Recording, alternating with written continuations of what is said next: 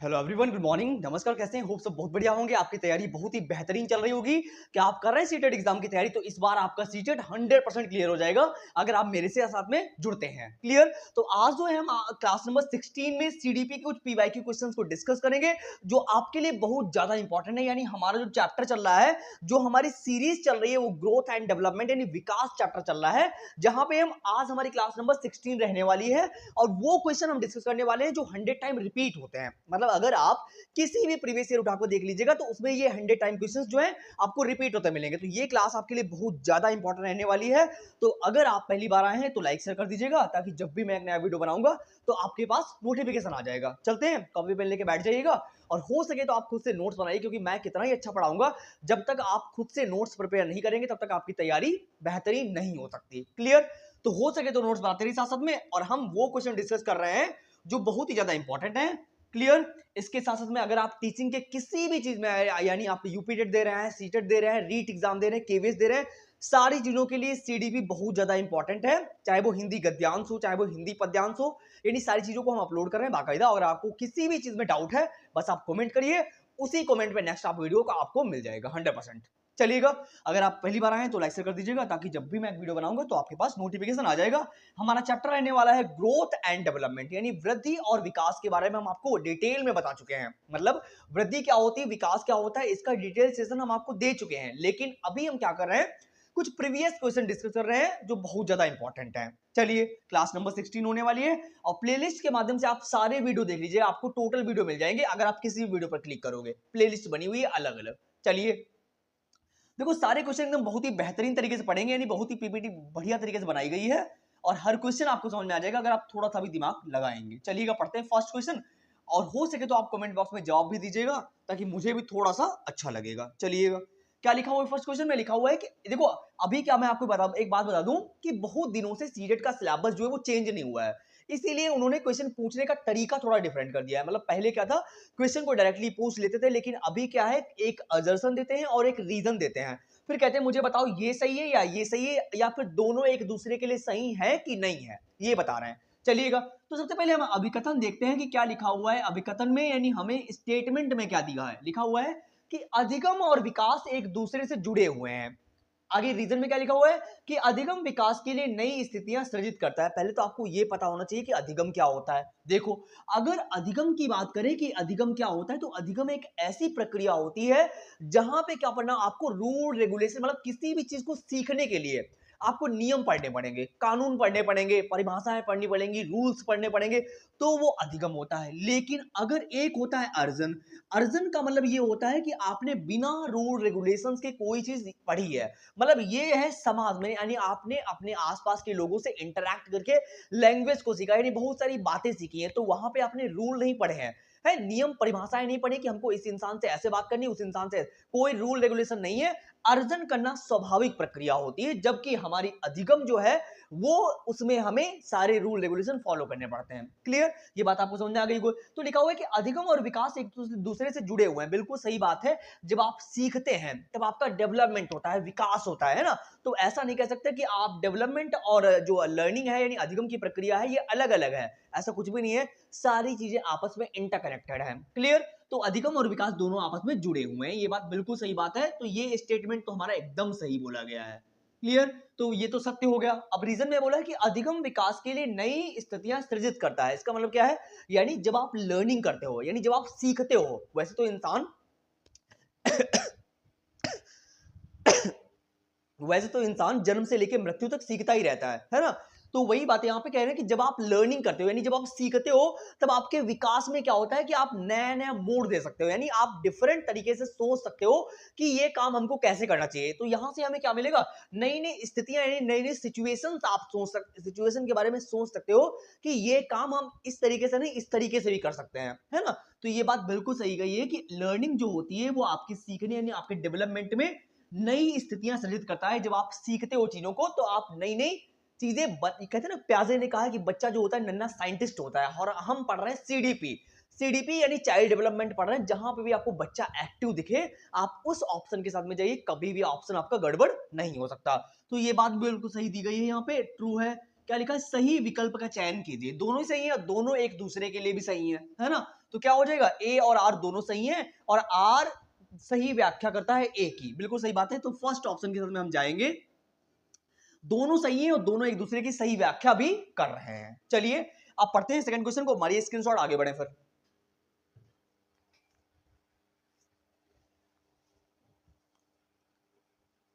देखो चलते हैं नेक्स्ट क्वेश्चन पे, देखते हैं नेक्स्ट क्वेश्चन में क्या बोला गया है। पढ़िए क्वेश्चन, पढ़िए, बहुत ही बेहतरीन क्वेश्चन दिया गया है आपको। अगर आप कर रहे हैं किसी भी टीचिंग एग्जाम की तैयारी तो ये सारे के सारे क्वेश्चंस आपके लिए बहुत ज्यादा इंपॉर्टेंट हैं। चलिए पढ़िएगा, लिखा हुआ है कि बच्चों के विकास के बारे में निम्नलिखित में से कौन सा सही है। यानी हमसे क्या पूछा गया है, हमसे पॉजिटिव पॉइंट पूछा गया है कि बच्चों के डेवलपमेंट में, यानी हम पढ़ रहे हैं विकास, तो पूछ रहे हैं कि बच्चों के विकास में कौन सा पॉइंट, यानी कौन सा जो ऑप्शन दिया गया है वो करेक्ट दिया गया है। चलिए पढ़िए, फर्स्ट ऑप्शन को पढ़िएगा, लिखा हुआ कि विकास एक सहज रूप से होने वाली प्रक्रिया है किंतु इसे सुसाधित करने के लिए उपयुक्त परिवेश होना आवश्यक है। इन्होंने इस पॉइंट में क्या बोला है कि हमारे डेवलपमेंट की प्रक्रिया में, हमारे विकास की प्रक्रिया में जो हमारे आसपास का परिवेश होता है, जो इन्वायरमेंट होता है, वो बहुत ही बड़ा रोल निभाता है। तो ये एकदम बात सही कही गई है। वाइगोत्स्की ने भी अपने सिद्धांत, अपने सांस्कृतिक सिद्धांत में ये बात कही है कि इंसान के डेवलपमेंट में उनका परिवेश जो होता है वो बहुत महत्वपूर्ण भूमिका निभाता है। यानी कल्चरल टूल जो होते हैं, यानी हम किन के लोगों के बीच में रह रहे हैं, ये हमारे विकास पे बहुत बड़ी बाधा डालता है। क्लियर, तो वही मतलब बाधा के, ये हमारे जीवन को वही करते हैं कि हम अनुकरण करके सीखते हैं। बाधा क्यों डालेगा, हम उनसे सीखते हैं, है ना। ये हमारे लिए बहुत इंपॉर्टेंट है कि हमारे आसपास के लोग कैसे हैं। चलिए तभी कहा जाता है ना कि एक दो दोस्त बना के रखिए, बट पॉजिटिव दोस्त बना के रखिए, है ना। ये दुनिया 99% लोगों से, निगेटिव लोगों से भरी पड़ी है। तो कुछ अच्छे लोग बनाइए जो आपके आसपास पॉजिटिव इन्वायरमेंट बनाए रखें। तो यहाँ पे क्या बोला गया कि जो है विकास एक सहज रूप से होने वाली प्रक्रिया, बिल्कुल ठीक है, किंतु इसे सुधारित करने के लिए, सही करने के लिए आपका परिवेश अच्छा होना चाहिए। तो ये बात तो सही कही है, लेकिन हम नेक्स्ट पॉइंट को भी चेक कर लेते हैं, देखते हैं और कहीं पे सही हमें बेस्ट ऑप्शन मिल जाए। हो सकता है सीडीपी में हमको चारों ऑप्शन सही दिखते हैं, बट हमें बेस्ट के साथ में जाना है। लिखा हुआ है कि विकास वंशानुगत कारकों के द्वारा पूर्व निश्चित होता है, वह इसमें बदलाव नहीं किया जा सकता। यानी यहाँ पे क्या बोल दिया गया कि जो आपका विकास है वो वंशानुगत, यानी आपके माता पिता, आपके पूर्वजों पर निर्भर है, कि वो फिक्स है, उसमें हम कोई परिवर्तन नहीं कर सकते। जैसे माता पिता है वैसे आप भी रहोगे। भाई ऐसा नहीं है, ये बात पूरी तरीके से, विकास जो होता है वो आनुवंशिकी पर निर्भर नहीं करता, दोनों का बहुत बराबर बराबर रोल है। यानी इन्वायरमेंट और हेरिडिटी दोनों का, यानी विकास की अगर हम बात करें, अगर हम डेवलपमेंट की बात करें तो विकास जो होता है वो आनुवंशिकी गुणनफल होता है और वातावरण के, यानी हमारा जो इन्वायरमेंट है उसके गुणनफल के बराबर होता है विकास। यानी विकास में जेनेटिक और इन्वायरमेंट का दोनों का बराबर बराबर का रोल है। क्लियर, ऐसा नहीं कह सकते कि आनुवंशिकी केवल द्वारा, यानी विकास जो होता है वंशानुगत यानी जेनेटिक के द्वारा ही क्लियर होता है, ऐसा कुछ नहीं है। तो ये तो गलत हो गया। लिखा हुआ है कि आनुवंशिकता की विकास में कोई भूमिका नहीं है, ऐसा तो गलत है। मैंने दोनों बताया ना कि विकास में, डेवलपमेंट में आनुवंशिकता यानी जेनेटिक्स जितनी इंपॉर्टेंट है, उतना ही हमारा एनवायरमेंट भी महत्वपूर्ण रोल निभाता है। आप ये नहीं कह सकते कि केवल आनुवंशिकता रोल निभाती है या फिर नहीं निभाती है, ऐसा कुछ भी नहीं हो सकता है। विकास की प्रक्रिया शैशवावस्था के चरण के बाद ही प्रारंभ होती है। क्या 0 से 2 वर्ष की अवस्था जब होती है तभी आपका विकास होता है, ऐसा होता है? भाई ऐसा क्या यार, विकास जीवन पर्यंत होगा भाई, है। तो यहाँ पे कौन सा हमारा फर्स्ट ऑप्शन जो है वो क्लियर हो जाएगा, क्योंकि विकास सहज रूप से होने वाली प्रक्रिया है और ये परिवेश के द्वारा सुधारित की जाती है। हमारा एनवायरमेंट बहुत महत्वपूर्ण भूमिका निभाता है। चलिए सेकंड क्वेश्चन क्लियर हो गया, हमारी स्क्रीनशॉट, बढ़े आगे फिर। चलते हैं क्वेश्चन नंबर थर्ड पे, देखते हैं क्वेश्चन नंबर थर्ड में क्या बात बोली जा रही है। पढ़िए फटाक से, बहुत इंपॉर्टेंट क्वेश्चन है, कई बार पूछा गया है ये क्वेश्चन, सारे के सारे कई बार पूछे गए, हम सारे प्रीवियस ईयर ही उठा रहे हैं। लिखा हुआ है कि धार्मिक अल्पसंख्यकों के विद्यार्थियों को शामिल करने के लिए एक शिक्षिका को क्या करना चाहिए। यानी धार्मिक अल्पसंख्यकों के विद्यार्थियों को शामिल, देखो पहली बात तो बात कीजिए, क्लासरूम में एज अ टीचर आपको सारे बच्चों को एक साथ लेके चलना है, कोलैबोरेट करा के, डिस्कशन करा के, डिबेट करा के। ऐसा नहीं करना है कि जो high classes, high middle class family, जो मिडिल क्लास फैमिली के हैं उनको अलग रख दो, जो हाई फैमिली के हैं, जिनके पास आर्थिक स्थिति ज्यादा अच्छी है, उनको आप अलग कर दो। आपको ऐसा बिल्कुल भी नहीं करना है, क्योंकि ऐसे में बच्चे हतोत्साहित हो जाते हैं, क्योंकि हमारे साथ में गलत क्यों हो रहा है ना। तो एज अ टीचर आपको सभी को इक्वल रखना है। क्लियर, तो यहाँ पे क्या बोलते, जो अल्पसंख्यक परिवारों से बच्चे होते हैं या अल्पसंख्यक पिछड़ी हुई जातियों से बच्चे होते हैं, उनके लिए आपको एक टीचर होते हुए क्या करना चाहिए, क्या सभी धर्मों में समानता की बजाय अंतर पर ज्यादा ध्यान दे हैं? आपको क्या बोले यहाँ पे, क्या बोले अंतर यानी डिफरेंट, आपको सेपरेट, भाई सेपरेट नहीं करना है, आपको अंतर पे ध्यान नहीं देना, सभी को साथ में लेके चलिए। ये तो गलत हो गया। लिखा हुआ है कि विभिन्न धर्मों के सदस्यों के बीच सद्भाव के उदाहरण प्रस्तुत करें, विशेष धर्मों में विश्वास और प्रथाओं के बारे में पूर्वाग्रहों को बढ़ावा दें, यानी जो रूढ़िवादिताएं चलती आ रही हैं उनको बढ़ावा दोगे तो बिल्कुल गलत है। विशेष धर्मों से संबंधित रूढ़ियों को मजबूत करें, अरे यार सभी को साथ लेके चल रहा है, रूढ़ियों को मजबूत नहीं करना है। जो रूढ़िवादिताएं फैली पड़ी है कि लड़का ये काम करेगा लड़की ये काम करेगी, ऐसा नहीं करना है आपको। तो हमारे पास एक ही ऑप्शन बचा है। देखो आप इजिली क्वेश्चन को एलिमिनेट कर सकते हो, जब आपको ना आए तो 3 आप गलत वाले ढूंढा करो, फिर उसके बाद सही अपने आप मिल जाएगा।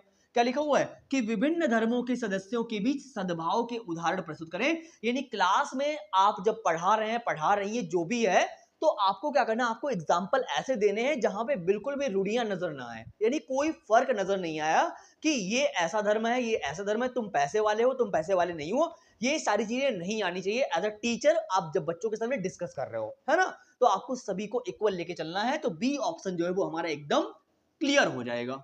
चलिए चलते हैं नेक्स्ट क्वेश्चन पे, हमारे स्क्रीनशॉट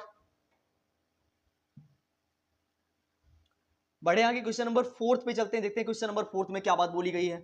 पढ़िए जरा, क्वेश्चन नंबर 4 को पढ़ते हैं। लर्निंग डिसऑर्डर से आ गया है, ये लर्निंग डिसेबिलिटी है, ये क्या है, ये एक लर्निंग डिसेबिलिटी है, यानी एक विकार है। चलिए बताइए, डिस्ग्राफिया मुख्य रूप से किस कठिनाई से जुड़ा हुआ है? देखो यहाँ पे डिस्ग्राफिया की बात कर रहे हैं, और ग्राफ जो होता है वो पढ़ने में तो होता नहीं, सोचने में तो होता नहीं, चलने में तो होता नहीं, ग्राफ पढ़ने में होता है, ग्राफ बनाते हो आप, है ना, सोचना नहीं लिखना, यानी यहाँ पे क्या करोगे आप लिखते हो, ग्राफ को बनाते हो, तो ये हमारा डी ऑप्शन क्लियर हो जाएगा। देखो लर्निंग डिसेबिलिटी एक होता है क्या नाम, डिसकैलकुलिया। डिसकैलकुलिया में क्या होता है कि आपको कैलकुलेशन में प्रॉब्लम होती है, डिसग्राफिया का मतलब है आपको लिखने में प्रॉब्लम होगी, है ना। तो ऐसे कई 2-4 और होती हैं, तो उनको आप भी, मैंने उनके बारे में डिटेल डिस्कशन दे दिया है, अगर आप सर्च करेंगे तो वो भी मिल जाएगा प्लेलिस्ट में। फिलहाल के लिए इसका 4th ऑप्शन जो है वो क्लियर हो जाएगा, 100 टाइम आता है, डिस्ग्राफिया हो गया, डिसकैलकुलिया हो गया, ये बार बार पूछा था सीटेट में, मतलब आना ही आना है ये क्वेश्चन। चलिए, और वैसे भी मैंने इतनी क्लासेस दे दी हैं, अगर आपने उतनी ही पढ़ ली तो सीटेट तो कहीं जाने वाला नहीं। मैंने साइंस की थोड़ी कम क्लासेस डाली हुई हैं, बट मैंने सीडीपी को इतना डिटेल में डाल दिया हुआ है। सीडीपी हो गई हिंदी को, सीडीपी और हिंदी, साथ में मैं साइंस और मैथ के भी बहुत सारे पेडोलॉजी क्वेश्चन मैंने डाल दिए हुए हैं प्लेलिस्ट के माध्यम से। अगर आप उनको देखोगे तो बहुत सारा हेल्प मिल जाएगा आपको दूसरे प्लेटफॉर्म पे जाने की आवश्यकता ही नहीं पड़ेगी। मैंने वो क्वेश्चन डिस्कस किए हुए हैं, और मेरा खुद का एक्सपीरियंस, मैंने खुद पास आउट किया है 15 दिसंबर 2024 में, अभी जस्ट, है ना। तो मैंने सारा पेपर वही डिफाइन किया हुआ है, जस्ट मैं जिस दौर से गुजरा हूं मैंने वही एक्सपीरियंस आपसे साझा किया हुआ है, क्योंकि मेरा स्टेटस भी है कि आई एम अ लर्नर, मैं सिखाता हूं और सीखता हूं, है ना। चलिए क्या लिखा हूं क्वेश्चन नंबर 5 में, निम्नलिखित में से कौन सा अभ्यास दृष्टिबाधित विद्यार्थियों के सफल समावेशन को सुनिश्चित करने में सहायक होगा? यहाँ पे क्या बात बोली जा रही है, कह रहे हैं कि निम्नलिखित में से कौन सा ऑप्शन है जो दृष्टिबाधित विद्यार्थी, जिनको दिखता नहीं, जिनको आंखों में देखने में प्रॉब्लम है, उनके लिए समावेशन को सुनिश्चित करने में सहायक कौन है, यानी कौन सा ऐसा ऑप्शन है जहां पे जिन बच्चों को देखने में प्रॉब्लम आती है उनके लिए सहायक क्या होगा, यानी दिखता नहीं है उनको, तो कौन सा ऐसा ऑप्शन है जो उनके लिए हेल्प करेगा। लिखा हुआ छोटे मुद्रण और चित्रों वाली पुस्तकें, छोटे मुद्रण क्यों होंगे वहां पे, है चित्रों वाली पुस्तकें, जब उनको दिखाई नहीं दे रहा है तो चित्र उनको कहां दिखाई देंगे भाई, जब उनको देखने में प्रॉब्लम है, सुनाई न देता तो एक बार कह सकते हैं कि चित्रों वाली पुस्तकें हम कर देंगे, फिगर के माध्यम से वो समझ जाएंगे, लेकिन जब उनको दिख ही नहीं रहा है, दृष्टिबाधित विद्यार्थी हैं, तो चित्र किस काम का भाई है। शिक्षक और साथियों द्वारा सांकेतिक भाषा, जब उनको दिखाई नहीं दे रहा है तो आप संकेत कहां से दोगे यार, हैं इतना तो आप पढ़े लिखे हो, या टीचिंग की तैयारी कर रहे हो आप, स्पर्शनीय और उभरी सामग्री का उपयोग करें, बिल्कुल सही बात, जब हमें दिख नहीं रहा है तो हम स्पर्श करके समझ सकते हैं, पढ़ सकते हैं, चीजों को समझ सकते हैं, है ना। तो स्पर्शनीय यानी स्पर्श करके, और उभरी हुई सामग्री ने लेटर आते हैं, उभरी हुई किताबें आती हैं जिन पे वर्ड्स जो होते हैं, लेटर जो होते हैं उभरे हुए लिखे होते हैं, तो उनके माध्यम से उनको पढ़ना सिखाया जाता है। आजकल तो ये सब कुछ चल रहा है, टेक्नोलॉजी है। तो सी ऑप्शन क्लियर हो जाएगा। बोर्ड पर कैसे लिखोगे जब दिख ही नहीं रहा है उसको, तो कैसे सिखाओगे भाई, सी ऑप्शन एकदम क्लियर हो जाएगा। अगर आप थोड़ा सा भी दिमाग, देखो इन क्वेश्चन में ऐसा आपको दिमाग लगाने की जरूरत है नहीं, मुझे लग रहा है आपको इजीली समझ में आ जाएंगे अगर आप थोड़ा सा भी पढ़ेंगे। चलिए हमारे स्क्रीनशॉट, फिर हम आगे चलते हैं क्वेश्चन नंबर 6 पे, देखते हैं क्वेश्चन नंबर 6 में क्या बात बोली जा रही है। मजे में पढ़ा करो यार, मजे मजे में सीख लो, आपको बोरियत नहीं लगनी चाहिए जब आप पढ़ रहे हो, है ना। उस तरीके से अपनी जो हैबिट्स बना के रखिए, क्योंकि दिन भर तो आप रील देखोगे भाई, तो रील में दिमाग लगेगा कि पढ़ने में दिमाग लगेगा, फिर कहोगे मेरा पढ़ने में मन नहीं लगता, है ना। तो थोड़ा पढ़ाई पे ध्यान दो। इतना सारा कंपटीशन बढ़ रहा है, आने वाले टाइम पे इतना कंपटीशन बढ़ जाएगा, इतना बढ़ जाएगा कि मैं आपको बता नहीं सकता। तो सही स्ट्रैटेजी अपनाओ और सही प्लेटफॉर्म से पढ़ाई करो, इधर उधर घूमने की कोई जरूरत नहीं है। पढ़िएगा, लिखा हो क्वेश्चन नंबर 6 में क्या बोला गया है। कह रहे उच्च सृजनात्मक वाले विद्यार्थियों यानी जिनकी हाई क्रिएटिविटी है, जो ऐसे स्टूडेंट जो हाई क्रिएटिविटी वाले हैं, जो जल्दी अच्छा सोचते हैं, यानी बढ़िया माइंडेड बच्चे हैं, वाले विद्यार्थियों की आवश्यकताओं को पूरा करने के लिए एक शिक्षिका को ऐसी गतिविधियों से बचना चाहिए। यानी लीस्ट पूछा गया, निगेटिव पॉइंट पूछा, किस एक्टिविटी से बचना चाहिए जो निम्नलिखित में से किसे बढ़ावा देती है। भाई जब हाई क्रिएटिविटी वाला बच्चा है तो वहां पे आप अभिसरण सोच क्यों लगाएंगे हैं। ऑलरेडी वो इतना ज्यादा दिमाग लगाता है तो आपको ये नहीं करना है। सीखने की जिज्ञासा तो बिल्कुल इंपॉर्टेंट है, विचारों की मौलिकता, आपके संस्कार, मौलिक विचार कैसे हैं, समस्या समाधान कौशल बिल्कुल ठीक है, प्रॉब्लम सॉल्विंग, ये सारे सारे मोस्ट इंपॉर्टेंट। बट एक ही ऑप्शन हमारे पास है जो यहाँ पे काम आएगा, है ना। तो इस एक्टिविटी से हमें बचना चाहिए जो अभिसरण सोच वाली एक्टिविटी है, क्योंकि बच्चा ऑलरेडी हाई क्रिएटिविटी बच्चा है, हाई क्रिएटिव बच्चा है। चलिए आगे चलते क्वेश्चन नंबर 7 पे। ये सारे के सारे ऑफिशियल आंसर की है। अगर आपको ऐसा कुछ लग रहा है कि मैं अपने पास से बता रहा हूं तो ऐसा कुछ भी नहीं है। फिलहाल के लिए जहां पे आपको डाउट लगे आप कमेंट कर दीजिएगा, मैं नेक्स्ट वीडियो आपके कमेंट के अकॉर्डिंग ही प्लान करूंगा 110%। बस आप थोड़ी तैयारी करते रहिए मजे में। देखो क्या लिखा क्वेश्चन नंबर 7 में। शिक्षार्थियों के ज्ञान को गहरा और दीर्घकालीन बनाने के लिए एक शिक्षक को क्या करना चाहिए। यानी जो विद्यार्थी हैं उनके ज्ञान को गहरा यानी अच्छा बनाने के लिए, गहराई से बच्चा समझ सके, दीर्घकालीन लंबे समय तक वो ज्ञान उनके दिमाग में रह सके, यानी ऐसी बातें बच्चों को, ऐसे कॉन्सेप्ट सिखा दीजिएगा जो उनके दिमाग में बिल्कुल बैठ जाए, है ना। तो कह रहे कि ऐसे दिमाग मतलब ऐसा पढ़ाने के लिए, ऐसे ज्ञान को दिमाग में बिठाने के लिए, दीर्घकालीन करने के लिए शिक्षक को क्या करना चाहिए। एज ए टीचर आप क्या करोगे कि बच्चे के दिमाग में वो बात बैठ जाए। पढ़िए, अभी सीखे गए संप्रत्यों के विस्तरण और चर्चा करने से मना करें। भाई जब आप पढ़ाए हैं, जो चीज आपने डिस्कस करी है उसमें चर्चा करने के लिए कहोगे, मना क्यों करोगे, ये तो गलत हो गया। विभिन्न परिस्थितियों में अधिगम को लागू करने के अवसर दें, में भी हो सकता है। विषय वस्तु को समझने की बजाय उसे रटवाना, भाई रटना तो है ही नहीं, मतलब रोड लर्निंग जहां पे दिख जाए टैग वर्ड्स होते हैं, आप तुरंत काट दीजिएगा। केवल मौखिक रूप से ही जानकारी और निर्देश दें, केवल मौखिक रूप से आप दोगे, लिख के नहीं बताओगे, केवल आप बोल के बताओगे। आप बोलो भी, लिखवाओ भी ताकि बच्चा जल्दी समझ सके। तो एक ही बचा हुआ है, विभिन्न परिस्थितियों में अधिगम को लागू करने के अवसर, यानी जब वो बच्चा लर्निंग कर रहा हो, सीख रहा हो, तब आप उसको अवसर प्रदान करिए, है ना। डिफरेंट टाइप से उसको अवसर प्रदान करिए कि वो अपनी बात को कह तो सके एटलीस्ट। जब वो अपनी बात को कह पाएगा तो अपनी जो उसके माइंड में चल रहा होगा थॉट प्रोसेस, वो बता पाएगा ना आपको कि उसके दिमाग में चल क्या रहा है और कहां पे वो समझ नहीं रहा है। जब आपको ये पता चलेगा कि बच्चा कितना पानी में है, तो उस अकॉर्डिंग क्या आप करोगे, अपने टीचिंग प्लान जो है उनके अकॉर्डिंग पढ़ाओगे, है ना। क्योंकि हर टीचर जो है लेसन प्लान तो बनाता है, मैं उनकी बात नहीं कर रहा हूं जो, समझ रहे हो। चलिए, हर टीचर जो अच्छा टीचर है पढ़ाने की कोशिश करता है, तो हर कॉलेज में वैसे तो रूल होता है लेसन प्लान बना के पढ़ाने का, बट वही है। चलिए आगे चलते हैं नेक्स्ट क्वेश्चन पे, क्वेश्चन नंबर 8 पे। देखते हैं क्वेश्चन नंबर 8 में क्या बोला गया। तो question number B, option B यहाँ पे क्लियर हो जाएगा, ठीक है। चलिए पढ़िए क्वेश्चन नंबर 8 में क्या बोला गया, पढ़िए फटाक से और जवाब दीजिए क्वेश्चन नंबर 8 में क्या बात बोली जा रही है। पढ़िए, लिखा हुआ है कि अभिकथन फिर से दे दिया गया है, एक आपको रीजन दिया गया होगा यहाँ पे। पढ़िए जरा अभिकथन में क्या लिखा हुआ है। एक शिक्षिका को अपने विद्यार्थियों को किसी प्रश्न के उत्तर के बारे में सहज ज्ञान युक्त अनुमान लगाने के लिए प्रोत्साहित करना चाहिए। बिल्कुल सही बात है कि एक टीचर जो है अपने विद्यार्थियों को किसी भी प्रश्न के बारे में उत्तर सहज ज्ञान युक्त अनुमान लगाने के लिए प्रोत्साहित करना चाहिए 110%। भाई हर टीचर चाहेगा कि मैं जो क्वेश्चन पूछ रहा हूं मेरा बच्चा मुझे जवाब दे, भाई हर टीचर चाहेगा।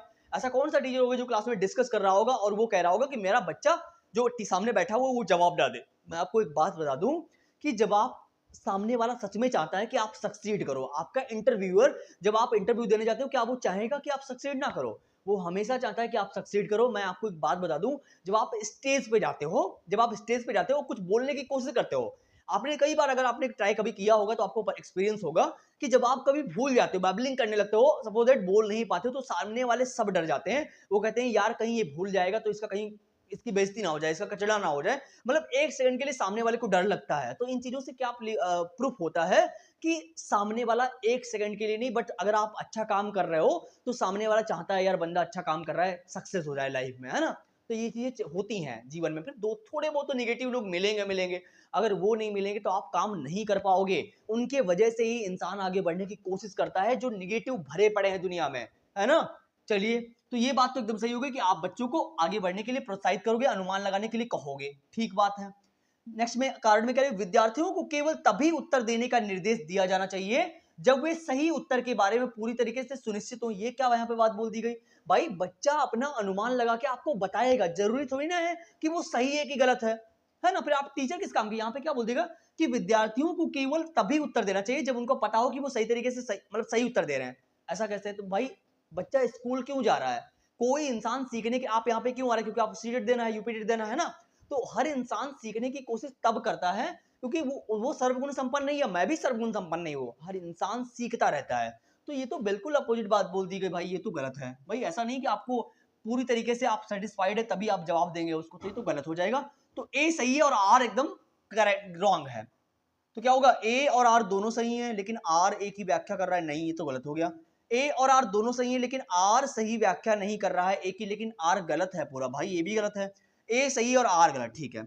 ए सही है लेकिन आर गलत है पूरी तरीके से। सी ऑप्शन के साथ में हम जाएंगे। चलिए हमारी स्क्रीनशॉट, फिर आगे बढ़े। चलिए क्वेश्चन नंबर 9 पे चलते हैं, देखते हैं क्वेश्चन नंबर 9 में क्या बात बोल रहे हैं। ये एक शिक्षक है को ऐसी गतिविधियों की योजना बनानी चाहिए जो शिक्षार्थियों के बीच उत्पन्न करती है। क्या मतलब यहाँ पे टीचिंग लर्निंग मटेरियल हो या टीचिंग लेसन प्लान हो, उनकी बात की जा रही है कि एक शिक्षक जो होता है, एक टीचर जो होता है, उसको क्या प्लान करना चाहिए कि विद्यार्थियों के अंदर क्या उत्पन्न हो। मतलब क्या चिंता उत्पन्न हो, आपको ऐसा नॉलेज देना है बच्चों को, बोरियत आ जाए क्लास में ऐसा पढ़ाना है आपको, जिज्ञासा, बच्चा जिज्ञासु हो, सीखने के लिए प्रेरित हो जाए, आपको ऐसा पढ़ाना है क्या? हतोत्साहित कर देना कि यार तेरे से कभी नहीं होगा, तू कभी नहीं कर पाएगा, तेरे से ये काम होगा ही नहीं, ऐसे बोलोगे आप? समझ गए होंगे। आई होप आप क्लासरूम में टीचर सिखाने की कोशिश करता है और वो इस तरीके से पढ़ाने की कोशिश करता है कि बच्चों की जिज्ञासाएं बढ़ जाएं या वो इच्छुक हो जाएं सीखने के प्रति, यानी उनके वो क्रिएटिव बने, है ना, अपनी बात को कह पाए, है अन्वेषण करें, सीख सकें। तो इस वजह से ये ऑप्शन हमारा क्लियर हो जाएगा। तो यही करना चाहिए जो शिक्षार्थियों के बीच उत्पन्न करे, क्या? जिज्ञासा उत्पन्न करे। हमें ऐसा बच्चों को पढ़ाना है। क्लियर? चलते हैं क्वेश्चन नंबर 10 पे, देखते हैं क्वेश्चन नंबर 10 में क्या बात बोली जा रही है। पढ़िएगा, बहुत ही बेहतरीन क्वेश्चन है। आई होप आपको समझ में तो आ ही रहे होंगे, मुझे लग रहा है। देखो यहाँ पे क्वेश्चन नंबर 10 में क्या बात बोल रहे हैं, ये भी बहुत इंपॉर्टेंट क्वेश्चन है और आई होप आप इसका जवाब दे पाओगे, मुझे लग रहा है। देखो क्या बोल रहे हैं, कह रहे कि विशेष कार्य को कैसे करना है इसके ज्ञान को क्या कहते हैं। भाई एक विशेष कार्य को कैसे करना है इसके ज्ञान को क्या कहते हैं। मैं आपको एक एग्जांपल देता हूं, जैसे आपके पास बोतल है और बोतल की कैप जो है वो ऐसे ऐसे करके बंद होती है, आप ऐसे करके दबा रहे हो तो क्या बंद हो जाएगी? वो प्रोसेस नहीं है। जब ऐसा कोई विशेष कार्य होता है तो वो प्रोसीजरल होता है, यानी प्रोसेस होती है, वो एक प्रक्रिया होती है। मतलब जब भी कोई काम करते हो तो वहां पे क्या होता है, एक विशिष्ट कार्य तब होता है जब आप वहां पे प्रोसेस पूरी करते हो। मतलब वो काम उस ऐसे हो ही जाए, मतलब ऐसे नहीं होगा ऐसे होगा, है उसकी एक प्रक्रिया होती है। ऐसा नहीं कि वो समावेशित ज्ञान है, अनुबंधित ज्ञान है, घोषणात्मक ज्ञान है। प्रक्रियात्मक ज्ञान होता है जब आप विशेष कार्य को करते हो, यानी कोई भी स्पेसिफिक ज्ञान होता है और स्पेसिफिक नॉलेज जो होती है वो विज्ञान होता है, साइंस से होती है, जहां पे आप कुछ विशिष्ट सीखते हो। क्लियर?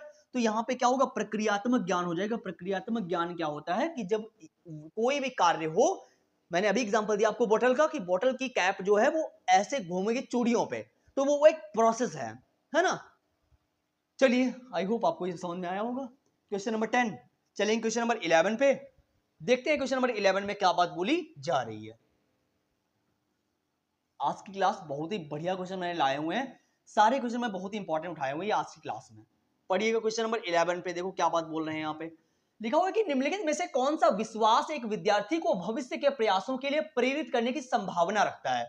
यानी ये 4 ऑप्शन जो आपको दिए गए हैं, इनमें से ऐसा कौन सा ऑप्शन है जो विद्यार्थी के भविष्य को आगे, मतलब बच्चा क्या कर रहा है, विद्यार्थी के भविष्य के प्रयास, मतलब कौन से ऑप्शन में बच्चा प्रयास कर रहा है कि वो फ्यूचर में सक्सेस हो जाए। यहाँ पे क्या बोल रहे हैं कि निम्नलिखित में से कौन सा विश्वास, ऐसा कौन सा ऑप्शन है जिसके थ्रू बच्चा जो है, विद्यार्थी जो है, के भविष्य के प्रयासों के लिए प्रेरित करने की संभावना, यानी कौन सा मोटिवेशन मिलेगा, कौन सा ऐसा मोटिवेशन यहाँ पे मोटिवेट कर रहा है ऑप्शन जिससे बच्चा आगे बढ़ने की प्रेरित करे, प्रयास करे, कोशिश करे। पढ़िए फर्स्ट क्वेश्चन को, मैं बुद्धिमान नहीं हूं और प्रयास में मेरी क्षमता पर कोई फर्क नहीं पड़ेगा। ऐसा करोगे तब आप जीवन में फ्यूचर में सक्सेस होगे। ऐसा करोगे कि मैं बुद्धिमान नहीं हूं और मेरी क्षमता पर कोई फर्क नहीं पड़ेगा, चाहे मैं कितनी भी मेहनत कर लूं। भाई ये थोड़ी ना हो सकता। आप मेहनत करोगे तो आप जीवन में सक्सेस होगे। ऐसा थोड़ी ना कह सकते मैं कुबुद्धि हूं, मेरे पास कोई बुद्धि नहीं है और मैं मेहनत भी करूं तभी मेरे पे कोई फर्क नहीं पड़ने वाला, तो ये तो गलत है। आगे क्या लिखा हुआ है, अगर मैं अपने प्रयत्न में आवश्यक प्रयास करता हूं तो मैं दिए गए कार्य करने में सक्षम हो जाऊंगा। बिल्कुल सही बात बोल रहे हैं कि अगर मैं प्रयत्न करूं, मतलब अगर मैं प्रयास करूं किसी भी काम के प्रति, अगर मैं कोशिश तक करूं और प्रयास करता रहूं तो दिए गए कार्य में मैं सफलता पा लूंगा। तो ये एक ऐसा मोटिवेशन है जो हमारे फ्यूचर के लिए हमें आगे बढ़ाने के लिए प्रेरित करता है कि अगर मैं अथक परिश्रम करूंगा और कॉन्टिन्यूअस, मैंने बोला ना consistency is the key, that is the first and most important की ऑफ द सक्सेस। आपको जीवन में आगे बढ़ने के लिए निरंतरता लानी पड़ेगी। आप कोई भी काम कर रहे हो, आपको सफल होने के लिए आपको कंसिस्टेंसी से काम करना पड़ेगा, रेगुलरिटी से करना पड़ेगा, है ना। ऐसा नहीं कि आपने आज काम किया, एक बस एक साल के बाद या एक 4 महीने के बाद बंद कर दिया, एक महीने, एक दिन के बाद, 10 दिन के बाद बंद कर दिया। आपको कंसिस्टेंसी से काम करना पड़ेगा, पेशेंस रखना पड़ेगा, हैव अ पेशेंस, है ना। तो ये हमारा तो बिल्कुल सही है। चलिए फिर से पढ़ लेते हैं आगे के। लिखा हो कि मैं एक बदकिस्मत व्यक्ति, अरे यार ये तो अपने आप में नेगेटिव है। मेरे पास विज्ञान में अच्छा प्रदर्शन करने की क्षमता नहीं है और इसे बदलने के लिए, तो देखने में ही आपको नेगेटिव लग रहा है? तो बी ऑप्शन हमारा एकदम क्लियर हो जाएगा। चलिए पढ़ते हैं नेक्स्ट क्वेश्चन, क्वेश्चन नंबर 12 पे चलते हैं।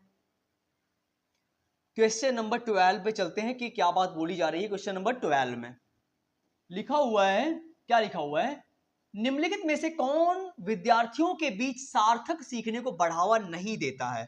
यानी अच्छा, देखो क्या बोल रहे हैं कि निम्नलिखित में से कौन सा विद्यार्थियों के बीच सार्थक, सार्थक का मतलब लर्निंग अच्छी हो जाए आपकी, उसके लिए बढ़ावा नहीं देती। हमसे पूछा है निगेटिव पॉइंट, क्या पूछा है हमसे, इन्होंने पूछा है निगेटिव पॉइंट के बारे में कि कौन सा ऐसा ऑप्शन है जहां पे बच्चा क्रिएटिव ना हो, यानी बच्चा जो है सार्थक अधिगम उसका अच्छा हो ना सके, मतलब लर्निंग जो है उसकी अच्छी ना हो सके। ऐसा कौन सा ऑप्शन है? क्या वो अन्वेषण होगा? जब बच्चा डिफरेंट टाइप से खोज करेगा, हर चीज के प्रति अपनी जिज्ञासा रखेगा, तो वो ऑप्शन क्या गलत होगा? भाई ये तो एकदम पॉजिटिव बात कही गई कि बच्चा अगर अन्वेषण कर रहा है, खोज कर रहा है, क्रिएटिव है बच्चा, तो उसकी लर्निंग में ये बाधा तो नहीं डालेगा, वो लर्निंग वहां से और अच्छी हो जाएगी। और हमसे नेगेटिव पॉइंट पूछा गया है, क्या लिखा हुआ है, बातचीत अंतःक्रिया, यानी इंटरेक्शन करोगे, जब आप लोगों से इंटरेक्ट करते हो, उनसे मिलते हो, उनसे अंतःक्रिया करते हो, तो आपको चीजें समझ में आती हैं, है ना। तो ये तो बात एकदम पॉजिटिव बात है।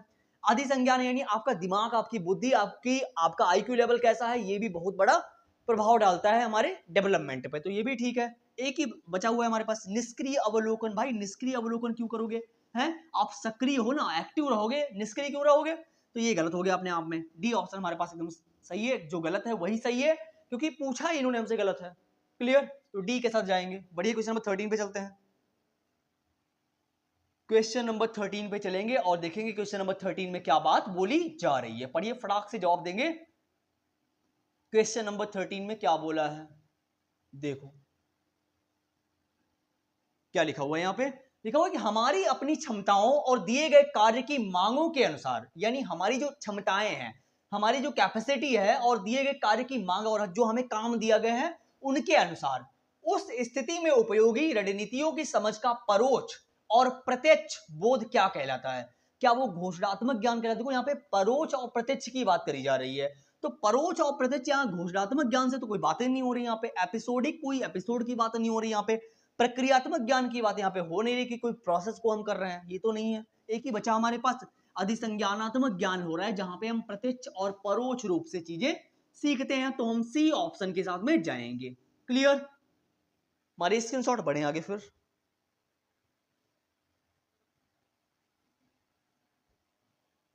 पढ़िए क्वेश्चन नंबर 14 पे करेंगे, सेकंड लास्ट क्वेश्चन है। ओवरऑल आज हम 15 क्वेश्चन डिस्कस करेंगे आपके सामने। चलिए पढ़िए, क्वेश्चन नंबर 14 में क्या बोला गया, एकदम बहुत बढ़िया सा क्वेश्चन है। आई होप आप जवाब जरूर दे पाएंगे इसका। बताइएगा क्या लिखा हुआ है। लिखा हुआ है कि एक समस्या को हल करते समय एक विद्यार्थियों समरूपी समस्याओं को उद्धृत कर रहा है और वर्तमान समस्या को हल करने के लिए संकेत ले रहा है।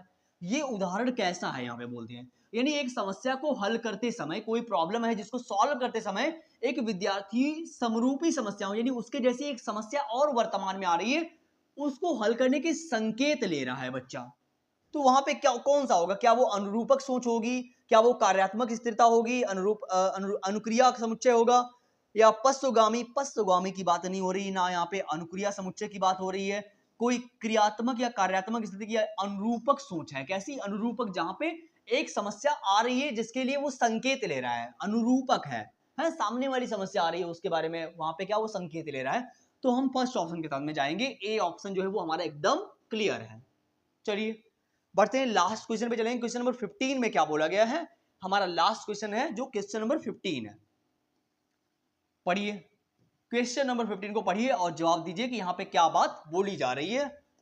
बहुत ही बेहतरीन क्वेश्चन है, आई होप आप इसका जवाब जरूर दे पाएंगे। लिखा हुआ है कि संवेगों यानी आपके इमोशंस जो है और संज्ञान आपका दिमाग कैसा है के बारे में निम्नलिखित में से कौन सा कथन सही है। यहाँ पे हमसे पॉजिटिव बात पूछी गई है कि आपके संवेग और संज्ञान के बारे में कौन सा पॉजिटिव पॉइंट है। किसी भी प्रकार के संवेगों से ध्यान अवधि अपरिवर्तित रहती है, ये एक ऐसा पॉइंट भाई है। संवेग और तार्किक सोच एक दूसरे से स्वतंत्र होते हैं, कि संवेग आपके इमोशंस जो होते हैं आपके दिमाग से रिलेटेड नहीं होते, ये एकदम गलत बात है। आप जिस तरीके से आपकी फीलिंग्स, आपकी समझ, आपका इमोशंस जो होते हैं वो हमारे डेवलपमेंट में बहुत बड़ा रोल निभाते हैं, क्योंकि जैसा हमारा दिमाग होता है ये सारी चीजें इंटरकनेक्टेड है ना। जैसे आप सोचोगे वैसे आपकी बातें बनेगी, है ना। जिस तरीके से आपकी सोच होगी वैसे आपकी थॉट प्रोसेस होगा, वही चीजें है ना। तो सारी चीजें इंटरकनेक्टेड है। ऐसा आप नहीं कह सकते कि ये स्वतंत्र है एक दूसरे से, बिल्कुल कोई रोल ही नहीं एक दूसरे का, तो गलत है। स्मृति सकारात्मक या नकारात्मक संवेगों से जुड़ी नहीं होती है। ऐसा कोई बात है कि आप गलत बोल रहे हो सही बोल रहे हो, इससे स्मृति का कोई रोल नहीं है, है? तो गलत बात है। एक ही बचा हुआ है, संवेग स्मृतियों के कूटलेखन और पुनरावृत्ति को सुसाध्य करते हैं। यानी संवेग जो हमारे इमोशंस जो होते हैं वो हमारे थॉट प्रोसेस के अकॉर्डिंग, यानी हमारा थॉट प्रोसेस हमारी फीलिंग्स के अकॉर्डिंग, यानी हमारी जो स्मृति है, संवेग हमारा इमोशन जो है उस अकॉर्डिंग ही हम सोचते हैं कि कैसी हमारी भावनाएं एक दूसरे के प्रति हैं, है ना। तो इसीलिए सी ऑप्शन जो है वो हमारा एकदम क्लियर हो जाएगा। हम जाएंगे सी ऑप्शन के साथ में। तो आई होप आपको ये क्वेश्चन भी समझ में आ गया होगा, सारे क्वेश्चन आपको समझ में आए होंगे। ओवरऑल हमने आज 15 क्वेश्चन डिस्कस किए हुए हैं और ये क्लास नंबर 16 थी हमारी। इससे पहले हम 16 क्लासेस जो है, मतलब 15 क्लासेस जो है हम अपलोड कर चुके हैं सीडीपी की। तो ओवरऑल हमने डिस्कस कर लिए 15 क्वेश्चन और आउट ऑफ 15 आपने कितने सही किए वो आप मुझे कमेंट बॉक्स में जरूर बताइएगा, ताकि मेरा भी थोड़ा सा मोटिवेशन बढ़ जाएगा यार कि आप पढ़ाई कर रहे हो, है ना। 1 मिनट, ठीक है। चलिएगा बता दीजिए कि आउट ऑफ 15 आपने कितने सही किए। सेशन अगर आपको अच्छा लगा हो तो प्लीज लाइक शेयर कर दीजिएगा, ताकि जब भी मैं एक नया वीडियो बनाऊंगा तो आपके पास नोटिफिकेशन आ जाएगा। मिलते हैं फिर एक नई वीडियो में। और जहां पे डाउट रह गया हो वहां पे आप कमेंट जरूर कर दीजिएगा। हम नेक्स्ट वीडियो आपके कमेंट के अकॉर्डिंग 100% उठा लेंगे, 110% कह रहा हूं। बस आप कमेंट करिए कि आपको किस टॉपिक पे वीडियो चाहिए। सीटेट में चाहे वो हिंदी गद्यांश हो, चाहे वो हिंदी पद्यांश हो, साइंस हो, मैथ हो, कोई सा भी आप टॉपिक लिखिए। बट आप मैथ में पेडोलॉजी के साथ में जाइए, क्योंकि मैथ में मैं केवल पेडोलॉजी ही पढ़ाता हूँ, बस और कुछ नहीं मैथ में। बाकी सीटेट में चाहे हिंदी हो, गद्यांश हो, पद्यांश हो, सीडीपी, साइंस, सब चलेगा। क्लियर हिंदी वगैरह। तो आई होप क्लास अच्छी लगी होगी। मिलते हैं फिर एक नई वीडियो में नई आशा और उम्मीद के साथ में। Thank you so much for coming, thank you so much.